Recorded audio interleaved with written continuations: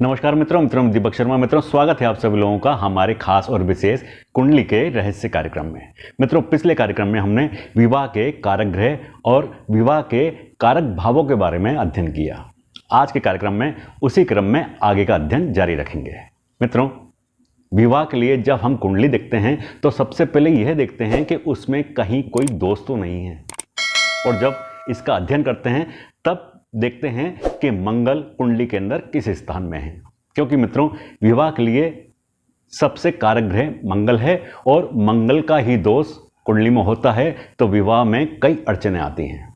मित्रों, आज इसी दोष के बारे में हम अध्ययन करेंगे। इस दोष का नाम है मांगलिक दोष। तो चलिए मित्रों, चलते हैं और देखते हैं मांगलिक दोष क्या है और कुंडली के अंदर इसके क्या प्रभाव होते हैं।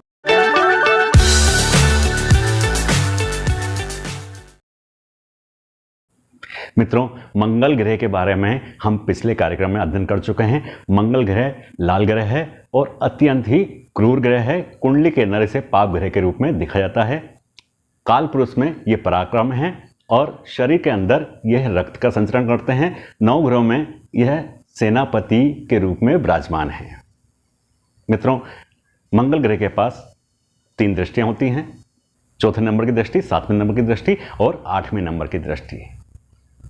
मित्रों, कुंडली के अंदर जब मंगल होते हैं तो सीधे ही 4 स्थानों को प्रभावित करते हैं। एक तो वह स्थान जहां पर वो बैठते हैं, विराजमान होते हैं, और उसके अलावा जहां पर 3 दृष्टियां डालते हैं वह स्थान भी इनसे प्रभावित होते हैं। तो मित्रों, विवाह के लिए जब कुंडली देखी जाती है तो सबसे पहले यह देखा जाता है कि मंगल कहां पर विराजमान है। मित्रों, पिछले कार्यक्रम में जब हमने अध्ययन किया तो वहां पर हमने पहले भाव का अध्ययन किया, दूसरे भाव का अध्ययन किया, चौथे भाव का अध्ययन किया, 5वें भाव, 6ठे भाव, 7वें भाव का अध्ययन किया, 8वें भाव और 9वें भाव और 12वें भाव का अध्ययन किया। मित्रों, इन्हीं भावों से संबंधित यह मांगलिक दोष है। मित्रों, कुंडली के अंदर 5 भाव ऐसे हैं जहां पर मंगल विराजमान होते हैं तो मांगलिक दोष का निर्माण करते हैं। पहला भाव, चौथा भाव, 7वां भाव, 8वां भाव और 12वां भाव। मित्रों, दक्षिण भारत के अंदर दूसरे भाव को भी मांगलिक दोष में गिना जाता है।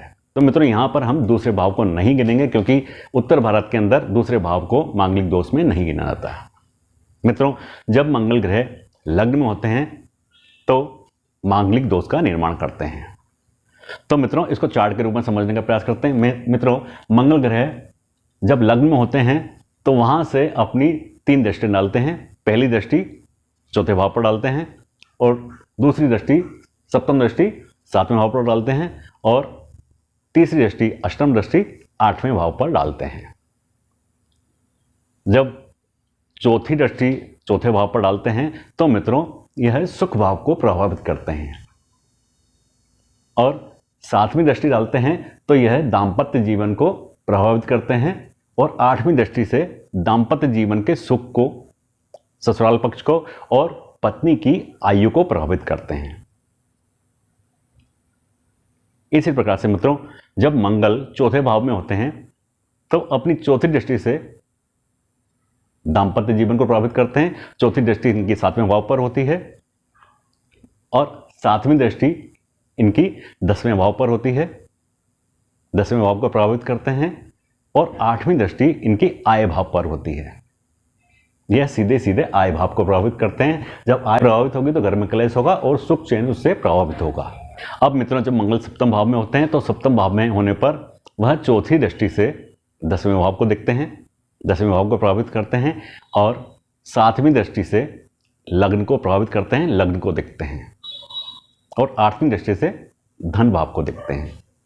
तो मित्रों, 10वें भाव को प्रभावित करते हैं। 10वें भाव कर्क क्षेत्र होता है तो वहां पर अड़चनें पैदा होती हैं। लग्न भाव को प्रभावित करते हैं। लग्न भाव स्वास्थ्य का होता है, स्वास्थ्य खराब होता है। जब मंगल अष्टम भाव में होते हैं तो वहां से अपनी चौथी दृष्टि से आय भाव को प्रभावित करते हैं और अपनी 7वीं दृष्टि से धन भाव को प्रभावित करते हैं। मित्रों, जब आय होगी तो धन होगा। तो दोनों ही भागों पर जब मंगल ग्रह की दृष्टि होती है तो दोनों ही भाव प्रभावित होते हैं और धन की कमी होती है। उसी से परिवार में कलेश आरंभ हो जाता है। और अपनी 8वीं दृष्टि से पराक्रम भाव को प्रभावित करते हैं। पराक्रम में कमी आती है और जातक डरपोक प्रवृत्ति का हो जाता है। अब मित्रों 12वें भाव की बात करते हैं। जब मंगल 12वें भाव में होते हैं तो अपनी चौथी दृष्टि से पराक्रम भाव को देखते हैं और पराक्रम में कमी लाते हैं। और मंगल 7वीं दृष्टि से छठे भाव को देखते हैं। छठा भाव शत्रुओं का होता है, रोगों का होता है, वहां पर शत्रुओं से भय पैदा करते हैं। और 8वीं दृष्टि से दाम्पत्य जीवन को प्रभावित करते हैं। तो मित्रों इस तरीके से मंगल ग्रह के इन भावों पर प्रभाव होते हैं। इसी को मित्रों मांगलिक दोष कहते हैं। मित्रों जब भी किसी पुरुष की कुंडली में मंगल लग्न में होता है तो उसे पाग मांगलिक कहते हैं, और स्त्री की कुंडली में मंगल होता है तो उसे मांग मांगलिक कहते हैं। मांगलिक दोष 3 प्रकार के होते हैं। पहला सौम्य मांगलिक, दूसरा मध्यम मांगलिक यानी द्विबल मांगलिक, और तीसरा कड़क मांगलिक यानी त्रिबल मांगलिक। मित्रों सौम्य मांगलिक में मंगल पहले, चौथे, 7वें, 8वें और 12वें भाव में होते हैं और उन पर किसी भी ग्रह की दृष्टि नहीं होती, ना तो पाप ग्रह की दृष्टि होती है और ना ही शुभ ग्रह की दृष्टि होती है, तो वह सौम्य मांगलिक कहलाते हैं। मध्यम मांगलिक या द्विबल मांगलिक मित्रों जब मंगल ग्रह पहले, चौथे, 7वें, 8वें और 12वें भाव में होते हैं और शुभ स्थिति में होते हैं और उन पर पाप ग्रह की दृष्टि होती है, या इसका उल्टा मंगल नीच स्थिति में होते हैं और उन पर शुभ ग्रह की दृष्टि होती है, तो वह द्विबल मांगलिक कहलाते हैं।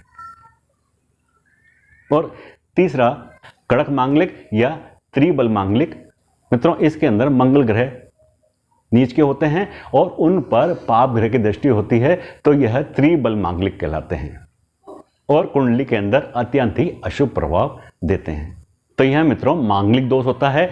और मांगलिक दोष हमने जो विवाह के अंदर भाव देखे थे उन्हीं भागों में यह मांगलिक दोष होता है, और जो हमने पिछले कार्यक्रम में विवाह में जो भाव का अध्ययन किया था उन्हीं भावों में यह मांगलिक दोष बनता है, उन्हीं भावों को प्रभावित करता है। मित्रों मांगलिक दोष का मुख्य कार्य होता है विवाह में देरी कराना, विवाह में अड़चने कराना या विवाह विच्छेद कराना। मित्रों मांगलिक ग्रह कुंडली में तब प्रभावी होते हैं जब इनके ऊपर प्राप ग्रहों की दृष्टि पड़ती है। मित्रों प्राप ग्रह शनि, राहु, केतु जब इनकी दृष्टि या सूर्य इनकी दृष्टि जब मंगल पर पड़ती है तो यह मांगलिक दोष अत्यंत ही प्रभावी होता है और दुष्परिणाम देता है। और जब इनके ऊपर शुभ ग्रहों की दृष्टि पड़ती है तो उस स्थिति में मंगल ग्रह का दोष थोड़ा कम हो जाता है।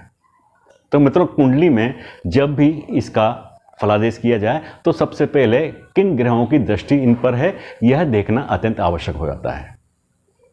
मित्रों इसका प्रभाव जातक के ऊपर विवाह में देरी होना, विवाह ना होना, विवाह के बाद अड़चने आना, कलेश होना, सुख में कमी आना, पारिवारिक सुख में कमी आना, धन में कमी आना, यहाँ तक कि मित्रों आयु पर भी इसके प्रभाव देखे जाते हैं। विवाह के बाद यदि लड़की की कुंडली में, स्त्री की कुंडली में यह प्रभावी है तो पुरुष के ऊपर इसका प्रभाव पड़ता है और आयु तक के लिए विचार किया जाता है। और ऐसा ही स्त्री की कुंडली में जब भी प्रभाव पड़ेगा तो बीमारी होना, कलेश होना, वहां पर भी आयु के ऊपर प्रभाव इसका देखा जाता है। तो मित्रों कुंडली के अंदर जब भी विवाह के लिए सोचा जाए तो इस मांगलिक दोष पर विशेष रूप से विचार करना चाहिए। तो मित्रों ये था हमारा आज का विशेष कार्यक्रम। अगले कार्यक्रम में विवाह के ऊपर फिर एक दोष पर चर्चा करेंगे। तब तक के लिए मित्रों आगे दीजिए, नमस्कार।